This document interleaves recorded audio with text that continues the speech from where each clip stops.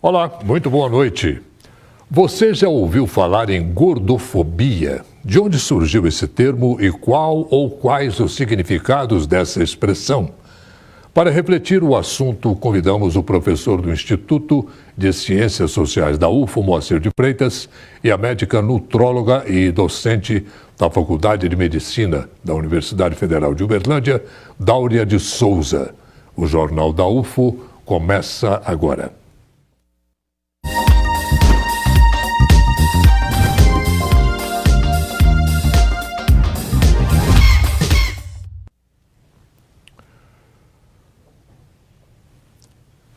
Bom, você vai conhecer agora a Marivânia, servidora da UFO. Ela diz que tem uma relação com a chamada gordofobia desde muito cedo. Marivânia conta que nunca foi uma pessoa magra. Minha relação com a gordofobia teve início realmente no ambiente escolar, mais preciso no universo acadêmico, né? Que a gente não era selecionado para os grupos de trabalho e eu me sentia assim, excluída. E aí eu não me dei por vencida, porque eu sou muito persistente, perseverante, comecei a fazer os trabalhos sozinhas. E aí se via um destaque na apresentação dos trabalhos, no desenvolvimento, e aí eles começaram a aproximar de mim, não pela minha pessoa física, mas pelo meu conhecimento. Isso é triste, né? A pessoa se aproximar para tirar proveito de uma situação. Para a advogada, gordofobia tem dois sentidos: achar que gordura é doença e também aversão a pessoas acima do peso. A gordofobia hoje a gente vê como um preconceito estabelecido, né? A sociedade fala que é uma doença e para nós, gordos, nós nos vemos como pessoas normais, mas as outras pessoas têm aversão a pessoas como nós, que somos gordos. Então isso é preocupante com a sociedade, preocupante para nós que convivemos numa sociedade e precisamos estar, né? Porque nós pagamos impostos, nós compramos, vendemos, nós servimos para diversos ramos, mas no momento que somos visualizados como gordo, a gente não serve. Como assim, né? É um questionamento que precisa ser repensado pela sociedade, pelas pessoas e no meio familiar, porque o maior preconceito está dentro de casa. Marivânia é servidora da UFO e pedagoga e desenvolve trabalhos em escolas falando sobre o assunto. Também participa de um grupo chamado Gordinhas Estilosas Saudáveis e ainda é modelo plus size. Eu desenvolvo atividades, né, como ciclismo, tenho um grupo de caminhada, desenvolvo hoje nas escolas estaduais um projeto chamado O Despertar para a Educação, onde a gente leva a motivação e a conscientização sobre bullying e gordofobia. A gente aborda os dois aspectos para que a pessoa ela conheça a diferença entre os dois e o trabalho que pode ser feito diante dessas duas questões, diante do espelho. Bom, e para discutir esse assunto, nós convidamos para a nossa bancada o professor do Instituto de Ciências Sociais da UFO, Moacir de Freitas, e a médica nutróloga e docente da Faculdade de Medicina, Dáurea de Souza. Dáurea, começando com você. Gordofobia, isso é invenção ou existe mesmo?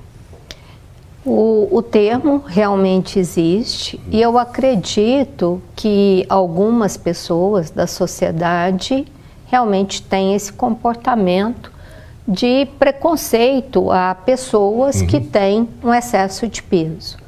Agora, eu me permito discordar da entrevistada, né, da Marivânia, porque a obesidade, ela é realmente uma doença e está associada a várias outras doenças, como é o caso do diabetes mellitus tipo 2, da hipertensão arterial, diversas alterações cardiovasculares, alterações no metabolismo de ácido úrico e alterações ortopédicas. Então, eu acho que existem obesos que ainda não apresentam doenças associadas à obesidade, Acho que é importante a gente destacar o ainda não apresentam. Seria a pessoa com sobrepeso? Ou é diferente? É diferente. Nós temos uma classificação da Organização Mundial da Saúde que as pessoas que apresentam uma relação peso por altura elevada ao quadrado, que é chamada índice de massa corporal, de 18,5 a 24,9, elas apresentam um peso normal. As pessoas que têm um índice de massa corporal maior que 25, nós chamamos pessoas portadoras de excesso de peso. Dentro dessa faixa de excesso de peso, que vai desde indivíduos que ainda não entram na classificação de obesidade até obesos mórbidos, nós temos os portadores de sobrepeso, que são pessoas que têm um índice de massa corporal de 25 a 29,9. Acima disso é obesidade. Você queria a sua opinião. Você concorda com esse termo gordofobia? Ah, sim. Bom, primeiro, boa noite. Queria agradecer de antemão o convite por estar aqui. Prazer é todo nosso. Mas, sim, o termo existe e não é só um termo de uso comezinho na sociedade, é uma questão concreta. O que acontece na prática? Nós todos somos treinados nos processos de educação a nos comunicar com os outros e a esperar dos outros determinados padrões. Padrões de comunicação, padrões de ações e padrões de beleza física, de comportamento, de tipo físico. Quando nós nos deparamos com algo que é diferente do que nós estamos esperando, a nossa ação primeira e errada, e é o que acontece com os obesos, é, primeiro, refutar aquilo que é diferente e, principalmente, passar a classificar aquilo que é diferente pela sua diferença. Então, nós olhamos os obesos, eu posso falar de causa própria, como está todo mundo podendo ver, né? Olhamos para os obesos e não conseguimos enxergar neles nenhuma outra categoria ou qualidade ou adjetivo, ou o que quer que seja não seja o seu tamanho físico. E é daí que nasce a gordofobia, porque eu começo a repugnar aquela pessoa, a repugná-la, a deixar de lado, a não escolher, a preferir me afastar dela. É uma forma de preconceito. Claro, é um preconceito, porque eu não consigo lidar com aquilo que é diferente, não sou treinado, preparado para lidar com aquilo que é diferente. Que coisa. Não consigo enxergar nos diferentes nenhuma qualidade que não seja a sua diferença. Você sofre esse tipo de coisa? Claro, sofro menos hoje, mas já sofri muito. E ainda hoje é assim.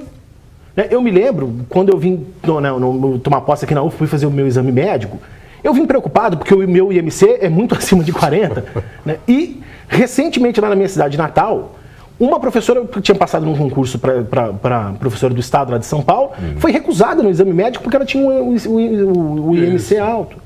Quer dizer, como se os obesos não fossem aptos para o trabalho. Se isso fosse verdade, eu não estaria aqui. Então, o preconceito existe. E ele é reforçado por um problema da ciência, pegando uma carona aqui no que a doutora Daura estava dizendo, porque é fato que a obesidade é uma doença, não se pode negar, não é o melhor caminho a gente negar, mas também não é o melhor caminho a gente usar a ciência para estigmatizar ainda mais os obesos. Porque no fundamental, você vê, a obesidade é julgada nas pessoas por um critério moral. Então, parece que os obesos são obesos porque eles têm problema de caráter. Tem uma fraqueza moral, não conseguem parar de comer, falta vergonha ou coisa desse tipo, são essas expressões populares que a gente usa. E os problemas não são esses. Ninguém é obeso ou deixa de ser obeso por uma questão moral. Estou errado, doutora? Não é isso propriamente, né? Eu discordo da sua fala quando você diz as pessoas têm dificuldade de aceitar o diferente. Eu não tenho nenhuma dificuldade em aceitar uma pessoa que tem um excesso de peso.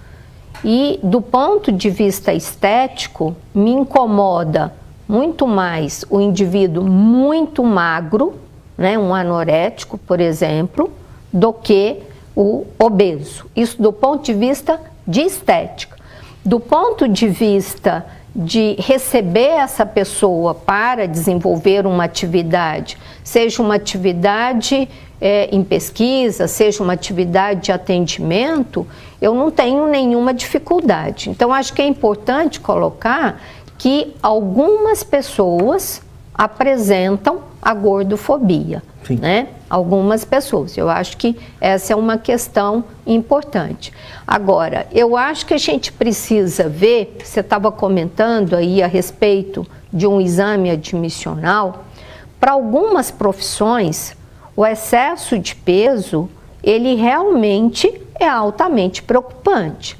Você imagina, por exemplo, se nós estamos falando de uma pessoa que vai fazer limpeza de janelas em um prédio, né? Se ela tem um excesso de peso, ela sofre mais risco de acidentes, né? Essa é uma questão que deve ser pensada para algumas profissões. Não vejo, por exemplo, no caso de um professor, né, que isso seja um critério para que esse professor não seja contratado. É a minha visão aí como profissional, claro, né? Mas do ponto de vista de sociedade, eu acredito que algumas pessoas têm sim esse preconceito, mas eu acho que a gente não pode generalizar, nem todos têm. Aquela coisa, Moacir, de o gordinho feliz, que todo gordinho é feliz, é sorridente, é real isso? É real em partes. Tem uns estudos antigos sobre os gordos que eram amados e gordos odiados, porque no fundamental, todos aqueles que são diferentes vão ser excluídos da sociedade de alguma forma, ou parcialmente, ou totalmente, como o professor estava bem colocando. Por um momento da história da humanidade, os obesos eram atrações de circo. O tamanho era a sua diferença. Então tinha a mulher de barba, o homem não sei o quê, e o obeso, que ficava, as pessoas pagavam. Na França tinha um circo que tinha obesos como atração. Então você vê que a inclusão dessas pessoas na sociedade, de nós obesos na sociedade, é difícil, não é uma coisa simples, nem corriqueira. Agora, os gordinhos felizes, eu penso que no fundamental, procuram se socializar de formas diversas. Já que não é possível me socializar pelo meu corpo, né, porque eu tenho um corpo diferente das outras pessoas que estão fora do padrão, eu procuro caminhos para me socializar, mas esses caminhos não são psicologicamente bons, assim, necessariamente. Você vai adaptando a sua personalidade para ser aceito pelas pessoas, isso não é o melhor caminho. Mas é um caminho. É um caminho. Bom, Dáurea, como é que fica a relação nossa com o nosso corpo em relação a esses padrões de estética? Como é que lida com isso? Gordo, magro, mais ou menos? Como é que faz com isso? Deveria ser uma coisa simples, né? Mas na prática nós vemos que é extremamente complicado.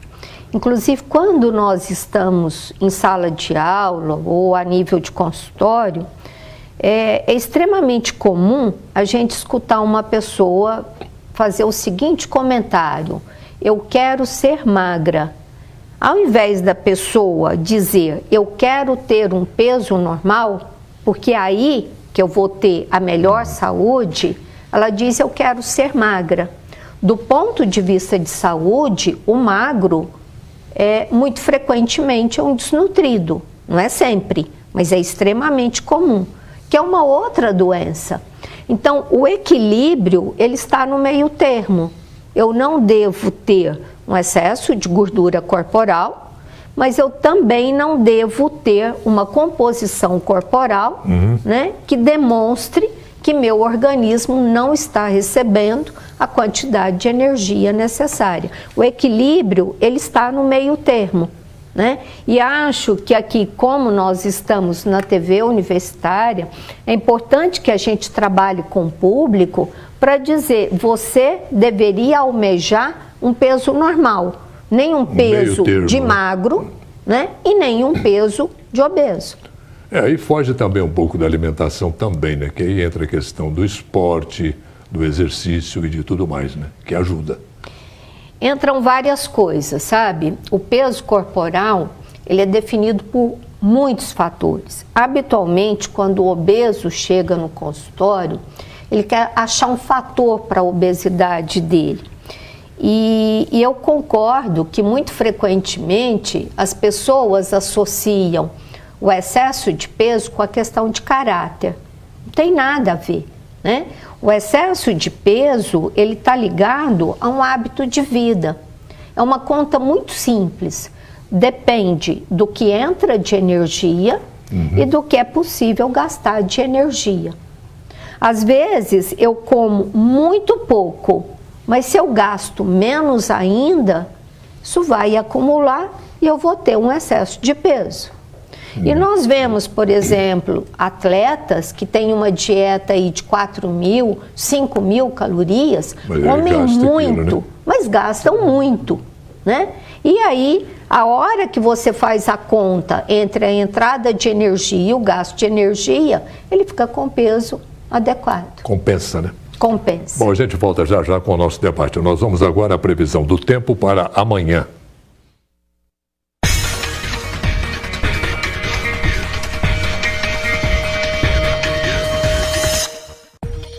No sábado, o sol permanece em Uberlândia, mínima de 16 e máxima de 26 graus. Em Patos de Minas, o dia também fica ensolarado, temperaturas entre 16 e 26 graus. Apesar do frio, o sol predomina em Monte Carmelo, mínima de 13 e máxima de 27 graus. Mesmo com o inverno, as temperaturas aumentam em Ituiutaba, mínima de 19 graus e máxima de 30. Já em Patrocínio, o friozinho permanece mesmo com o predomínio do sol, mínima de 10 graus e máxima de 23. No próximo bloco, continuamos com a nossa conversa e você confere ainda a agenda cultural. Amanhã tem torneio de cheerleading da UFO. Já você vai saber.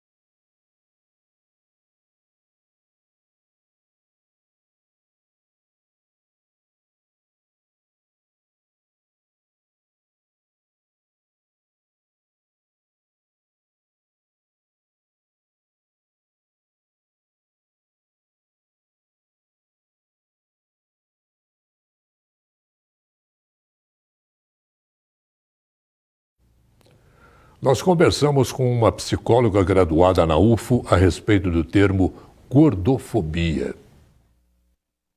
Esta psicóloga comenta sobre o termo. Quando vocês falam esse termo, me parece que vocês estão querendo referir a um jargão social, né, uma expressão social criada para o preconceito de pessoas que estão acima do peso.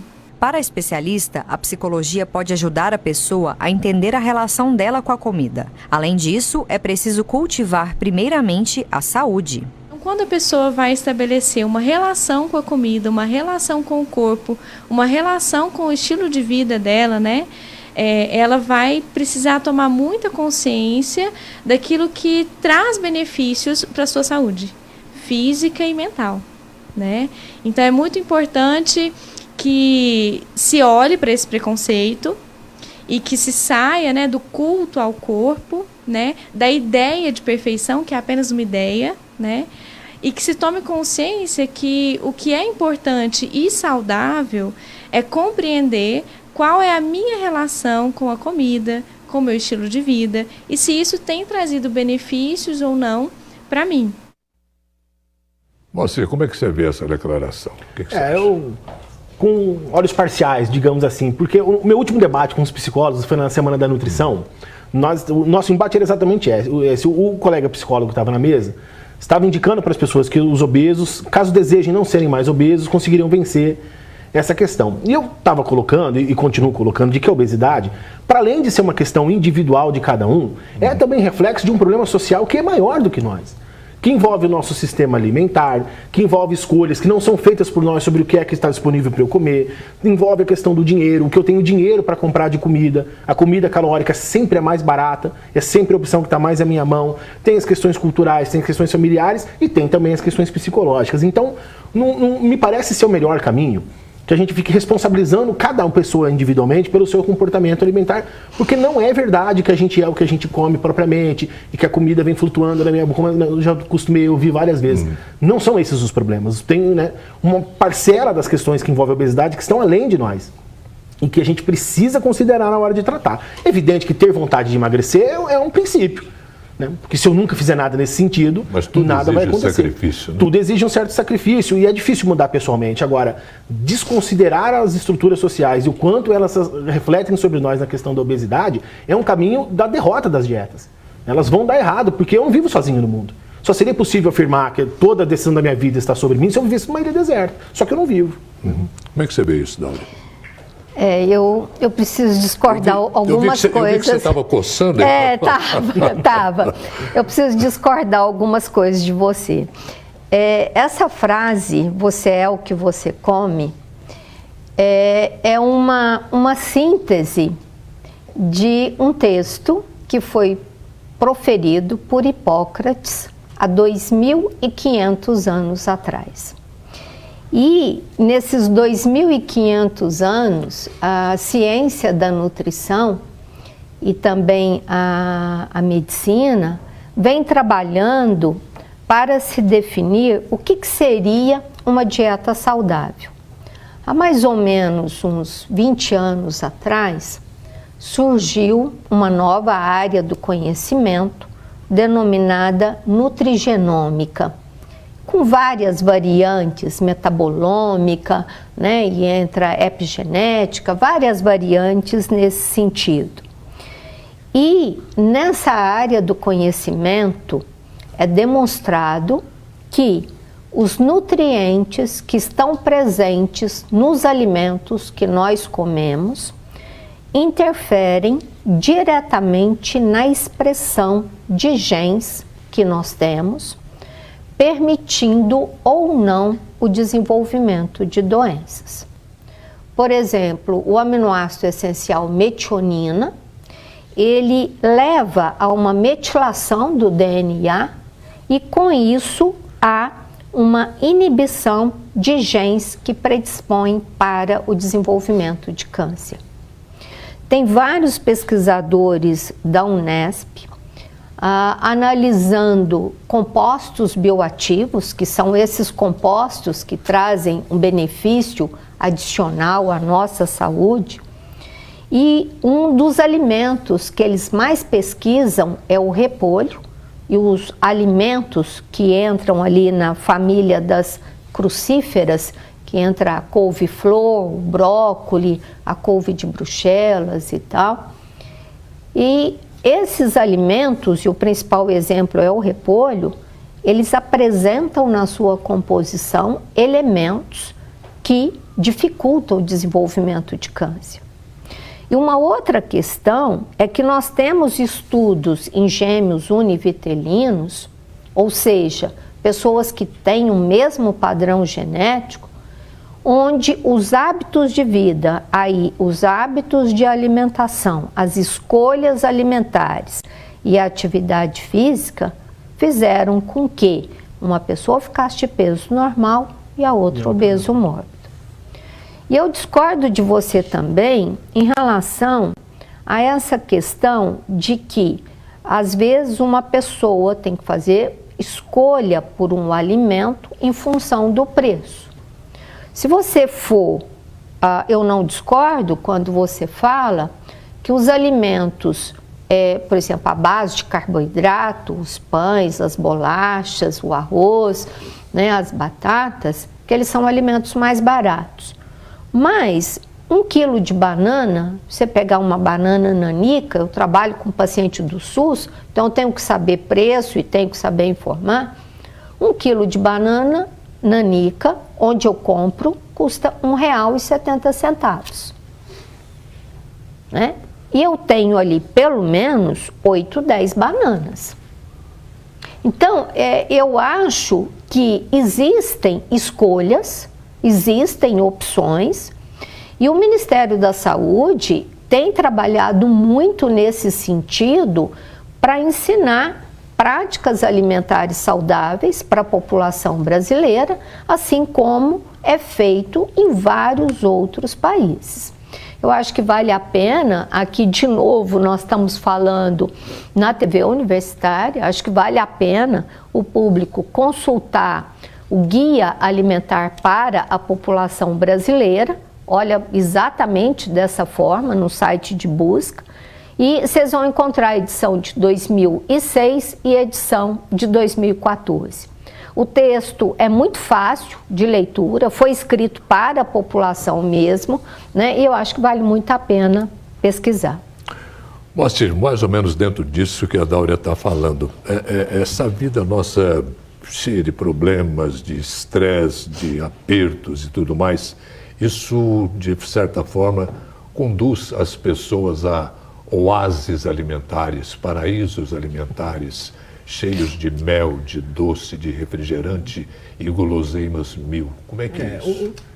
Tem esse aspecto. A comida tem um componente de recompensa para os problemas da vida, porque ela age, né, na mesma área do cérebro das outras recompensas. Eu não sou muito bem versado nessas questões, mas já vi estudos nesse sentido, de que você come e a área do cérebro que desperta é a mesma do açúcar, da cocaína, de outros prazeres. Então, existe essa relação nossa com a comida. Agora, me parece que o pior problema que as estruturas sociais podem causar na nossa alimentação, continuando aqui no nosso debate sobre essa questão, é o quanto elas nos permitem acessar os alimentos e quanto elas não nos permitem. Você falou de oásis alimentares, e eu lembrei de um outro conceito que está em estudo, um conceito que ainda está em definição, de desertos alimentares. De pessoas que moram muito afastadas do centro, portanto não tem disponibilidade de acessar todos os alimentos ao mesmo tempo, e tem que restringir a sua alimentação àquilo que está mais próximo de você, que em geral são sempre as piores opções. Então você vê que dificuldade que é a vida. As piores comidas, as mais calóricas, as que nos fazem mais mal, são as que estão mais acessíveis, são as mais rápidas, as mais baratas e as que estão mais perto da gente. Então você pega um mundo onde nós não temos quase tempo para nada, a nossa vida é demandada pelo tempo dos outros, onde a tecnologia está roubando um pouquinho de espaço que a gente tinha para as nossas próprias coisas, está tirando o nosso horário de almoçar, de conviver com a nossa família, de comer na mesa, de usar a comida como um fator de socialização, preparar o meu próprio alimento, eu mesmo cozinhar o que eu vou comer, e temos que trocar tudo isso por comer um sanduíche pronto, que custa R$2 e que está ali do lado de onde eu trabalho, rapidinho eu vou, como e volto. Quer dizer, a sociedade é uma fábrica de produção de obesos. E a indústria ganha dinheiro com alimentação ruim, ganha dinheiro com alimentação boa, ganha dinheiro com remédio para emagrecer, ganha dinheiro com os programas de televisão que vão ensinar você as piores práticas alimentares possíveis, ganha dinheiro promovendo o vídeo das roupas que não vão caber em ninguém, do tipo de corpo que ninguém vai ter, como a doutora tinha colocado no começo, enfim. A gente está guiando a nossa sociedade para produzir doentes em série das doenças alimentares, tanto os obesos quanto os anoréxicos. E a gente precisa mudar esse caminho, senão não tem tratamento que dê conta. Dáurea, nosso tempo já está quase esgotando, mas eu não poderia deixar de fazer uma pergunta que você tocou aí no intervalo nosso. Você é especialista na área. Cirurgias bariátricas resolvem definitivamente o problema da obesidade? Orley, nós temos um problema que é agravado por um outro problema e que a gente precisa analisar caso a caso, para verificar em qual situação o paciente tem menos prejuízo. Deixa eu explicar melhor a minha fala. Há poucas dezenas de anos, se identificou que obesos, mesmo obesos mórbidos, apresentam várias deficiências nutricionais. Então, ao contrário do que a sociedade pensa do obeso como um indivíduo supernutrido, pelas escolhas alimentares erradas que eles fazem, frequentemente eles apresentam deficiências de nutrientes.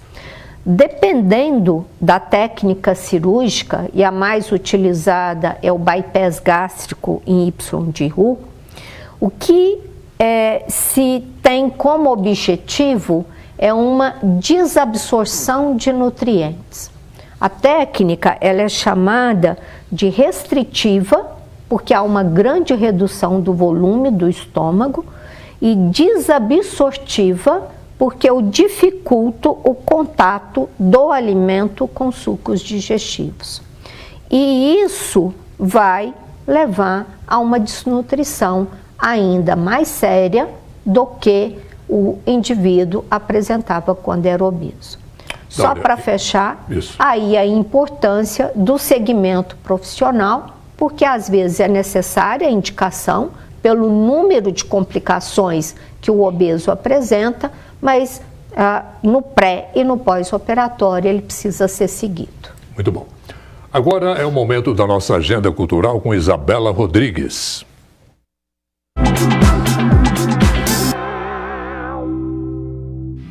Olá, boa noite. Já tem ideia do que fazer no final de semana? Amanhã tem o segundo torneio de cheerleading da UFO. E isso é só uma pitada do que vai ter amanhã. É o segundo torneio de cheerleading da UFO. Das 16 equipes, 12 vão participar. Primeiramente, ele é dividido por nível. No torneio da UFO vai ter nível 1, nível 2, nível 3.2 e o dance. Então, no nível 1, as pessoas têm que fazer os elementos do nível 1, no nível 2 do nível 2 e assim por diante. Só que se a pessoa faz um elemento do nível acima, ela no caso é penalizada. E se ela faz de um nível abaixo, ela não é pontuada. Cheerleading é um esporte que surgiu em meados de 1860 nos Estados Unidos. É reconhecido pelo Comitê Olímpico Internacional, mas ainda enfrenta alguns desafios. Acredito que seja a valorização mesmo, porque ultimamente não é todo mundo que consegue enxergar como um esporte mesmo. Muitas vezes confundem com dança, coreografia, então isso é o nosso maior desafio que a gente encontra, que é de desmistificar um pouco o cheerleading. Às vezes ele é muito erotizado e tudo, então o nosso principal desafio é essa questão. O coordenador da Divisão de Esportes e Lazer Universitário conta que a modalidade cresceu nos últimos anos. Tem tendo adesão de muitas equipes, que começou em 2012 com 1, agora a gente já está com 16 equipes que praticam dentro da universidade, então nada mais justo do que dar visibilidade para esse esporte que tem crescido e de uma maneira tão significativa, né? Camila é capitã da Panthers, da Atlética Humanas, e conta que apesar de ser uma prática com elementos perigosos, participar do esporte é uma válvula de escape para a vida agitada de universitária. Com toda essa cobrança da universidade, né, todos os compromissos que a gente tem, estar no TIR, na equipe, é uma válvula de escape pra gente, porque a gente tá ali aprendendo coisa nova, um esporte que é muito bacana, muito divertido e desafiador pra gente. É uma felicidade que não tem tamanho, sabe? Participar de competições, a gente sai com uma alegria imensa, sabe? Só pelo fato de estar ali. Lili é capitão da Sex Lions, da Atlética da Engenharia. A equipe existe desde 2012 e é a única a competir no maior nível, 3.2. Aquele em que os movimentos são realizados com apenas um pé apoiado acima da cabeça da base. A gente vem apresentando em vários campeonatos e conquistando esses campeonatos, né? Porque a gente treina bastante é para ganhar, e vou citar alguns, que seria a Copa Interatléticas, que a gente ganhou o primeiro lugar, a gente ganhou Campeonato Nacional Cheer Dance, feito pela UBC, a gente é o atual campeão geral universitário. A gente conheceu também a Blue Beasts, da Atlética Agrárias, a La Loba, do Direito, e a Manada, da Atlética da Enfermagem. A maioria dos times recebe consultoria de um treinador. Além de algumas acrobacias, eles criam um figurino. Todos esses elementos juntos formam o que eles chamam de rotina. E quem está lá em cima é a Flyer, porque é como se ela estivesse voando mesmo. E é nesse estilo que eles fazem um convite especial para você.